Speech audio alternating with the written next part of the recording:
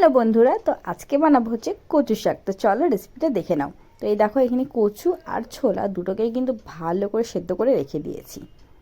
তো চলো, সবার প্রথমে কড়াই কিন্তু তেল দিয়ে দিলাম। তো এই রান্নাটা কম বেশি সবাই নিশ্চয়ই জানো, আমার কিন্তু খুব প্রিয়। আগে কিন্তু প্রিয় ছিল না, হুট করে খেয়ে যেরকম প্রিয় লাগে আর কি, সেরকমই একটা ব্যাপার।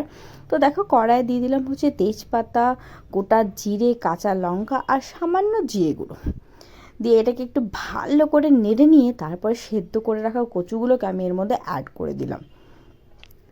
দিয়ে এটাকে ভালো করে নাড়াচাড়া করে এর মধ্যে কী দেবো বলো তো এবারে? ছোলা। আবার কি ছোলা দিয়ে করছি কচু শাক, কার কার প্রিয় কমেন্ট করে কিন্তু জানিও আমাকে, ঠিক আছে?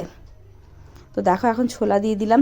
এবারে এর মধ্যে দেবো হচ্ছে হলুদ গুঁড়ো, নুন আর সামান্য চিনি। তো সেটা দিয়ে ভালো করে কচু শাকটাকে আমি এখন রান্না করে নেবো।